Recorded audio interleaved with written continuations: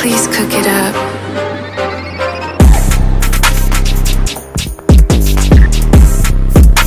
Salut l'équipe, j'espère que vous allez bien. On se retrouve pour une nouvelle vidéo présentation moto. Cette fois, ça va être une vidéo présentation de moto. Donc là, on se retrouve avec un Seven. Voilà, c'est le Seven d'un ami. J'ai pas les caractéristiques précises de la moto, donc en fait, ce que je vous propose, c'est directement de l'appeler et c'est lui qui va nous dire exactement à combien de centimètres cube c'est, quelle marque c'est. Donc je l'appelle tout de suite et puis il va vous dire ça. Allô, À l'huile. Ça va? ça va et toi? Ça va, ça va. Dis-moi, ton Seven, c'est quoi exactement comme... Bon, je sais que c'est la base d'une Honda, mais c'est quoi exactement comme type de moto, quoi? À la base, c'est une routière roadster, vraiment typée utilitaire. C'est un 750 refroidi par air, boîte 5. Après, c'est vraiment un utilitaire. Pendant des années, tu avais des courses qui roulaient avec ça. Ouais. Parce que c'était increvable en fait. Ok, mais dans l'idée, en gros, c'est un 750 à 5 vitesses. Ouais. Boîte 5 vitesses, c'est vrai que ça, c'est assez particulier parce que en général, maintenant, c'est boîte 6. Mais à l'ancienne, du coup, ça doit être boîte 5. Et c'est quoi précisément le modèle? C'est un CB 750 phase 2 et celui-là, c'est un 193. Waouh! Voilà, donc comme vous avez entendu, c'est un 750 de chez Honda. 1993, hein. Donc quand même, c'est une belle bécane. Mais il faut savoir que la moto, elle ressemblait pas du tout à ça au départ. Je vais vous montrer, tu as une photo juste ici. C'était autre chose, rien à voir avec là. Là, le châssis il a été découpé, il y a de la peinture qui a été faite, la selle, il n'y a plus rien à voir. Le guidon, je sais pas si tu remarques, mais le guidon à la base, donc il sort ici, et lui, il l'a foutu en bracelet. Donc vraiment plus rien. Les pneus, c'est pas du tout des pneus comme ça à l'origine, c'est des pneus lisses normal. D'ailleurs, on reviendra sur les pneus parce qu'en termes de conduite, c'est quelque chose. Vraiment, hein, faut s'y faire. Je dis pas que c'est pas bien. Ça a ses avantages et ça a ses inconvénients. Voilà, il y a plus d'inconvénients que d'avantages par contre. Mais voilà, écoute, c'est les aléas. Donc voilà, moi je m'en plains pas, on me la prête. Donc vraiment, encore une fois, un grand merci à Anto. On a un réservoir sur cette moto-là qui est assez énorme. Je sais pas c'est combien de litres exactement. Il faudra que je me renseigne. Mais c'est... Je pense que c'est plus que 17 litres. Je pense que c'est minimum 17 litres, mais ça doit être au-delà de ça. Je pense qu'on est à 20. Parce que vraiment, c'est énorme. Donc c'est bien parce que tu peux faire des bornes. Voilà, on est sur, comme c'est de l'ancienne, on est sur du carbu.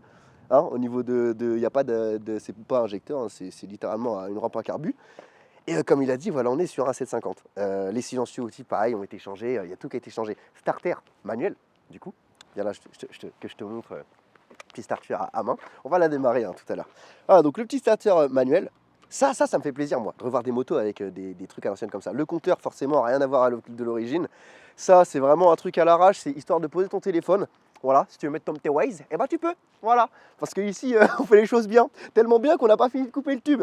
Ah, mon petit Anto. Mais bon, on lui en veut pas. Il est très très bon mécanicien. Vraiment, on va essayer de vous faire des petits projets et tout. Parce que vraiment, c'est un mécano de compète. Ok, il a ses petites caractéristiques. Hein. Monsieur est un peu aigri, est un peu dur avec les Kawasaki. Parce que voilà, j'ai un Z900, il a horreur des Kawasaki. Donc mon Z, quand il le fait, c'est vraiment par pur plaisir. Sinon, ça le fait chier.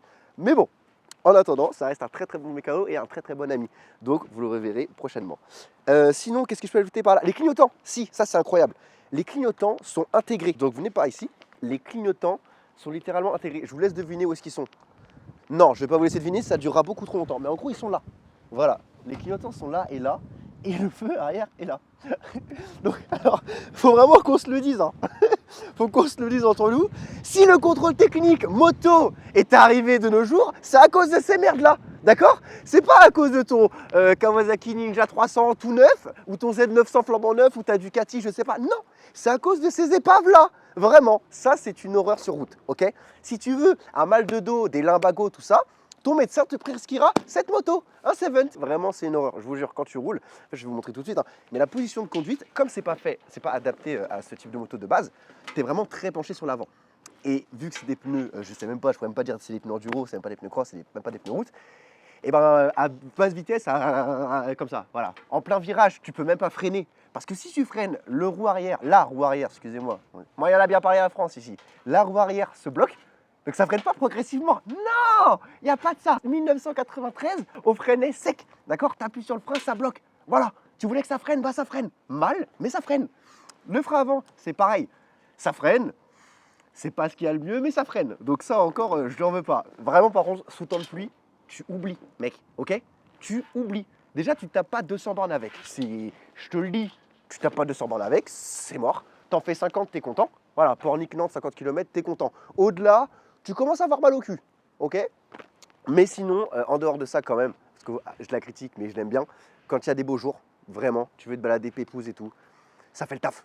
T'accélères, ça fait le taf. Et il y a une particularité, c'est vu que c'est à carbu comme ça, quand t'accélères, t'entends l'air rentrer. T'entends l'air s'ingorger dans les carbus et dans la boîte et ça fait un énorme brrr comme ça. Et ça, c'est vraiment incroyable.